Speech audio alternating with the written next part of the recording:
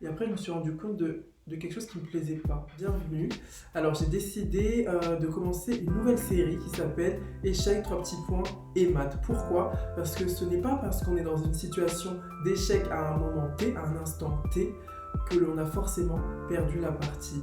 Alors, pour travailler sur cette nouvelle série, j'ai fait quelques recherches et je me suis intéressée à la définition que l'on avait du mot échec. La définition donnée par l'Académie française me paraît particulièrement intéressante. Pourquoi? Parce que l'Académie française définit échec par un succès, revers momentané. Donc j'ai beaucoup apprécié ce momentané, revers momentané, parce que ok, je suis dans une situation qui est négative, qui n'est pas bonne, qui ne me plaît pas, clairement, mais c'est momentané. Mais il y a un espoir vers un meilleur et une possibilité de rebondir. Alors c'est ce que je vais essayer de vous montrer en prenant l'exemple de ma scolarité, de mes études et des échecs que j'ai pu rencontrer. Alors on va parler de mon premier échec, c'est quand j'ai voulu passer du lycée à la classe préparatoire. Pourquoi échec?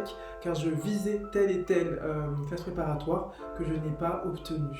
Donc pour vous mettre dans le contexte, donc voilà, on était en terminale et on préparait nos vœux pour l'orientation après le baccalauréat. Donc il fallait faire très attention à nos résultats, à nos notes.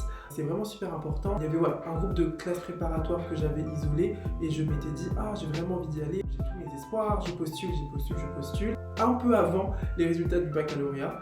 Donc il y a les résultats fatidiques, je regarde sur l'application et je vois que j'ai pas les établissements que je souhaitais. Donc ça a été mon premier échec dans ma scolarité, donc en termes d'objectifs non atteints, parce que jusqu'à présent ça s'était assez bien déroulé et voilà, donc j'entre en confrontation avec cet échec-là, je me dis mais pourquoi est-ce que j'ai pas forcément réussi? Un sentiment de déception de soi, de tristesse, parce que pour les gens de mon établissement scolaire, la prépa où j'allais était un petit peu mal vue. On disait que c'était souvent les mauvais étudiants de mon lycée qui étaient un petit peu élitistes qui allaient dans cet établissement-là. Donc il y avait à la fois cet objectif personnel que j'avais pas atteint, il y avait aussi le regard de ses pairs, le regard des autres. Je savais que voilà, on allait dire bah écoute voilà, Gabin, dans une prépa, voilà quoi.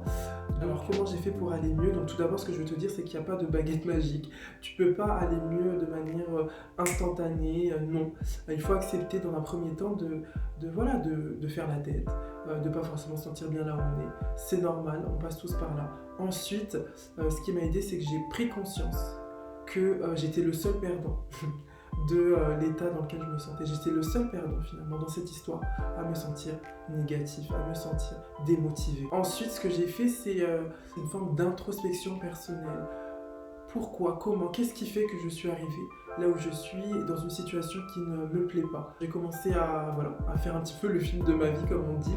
Et après, je me suis rendu compte de quelque chose qui ne me plaisait pas.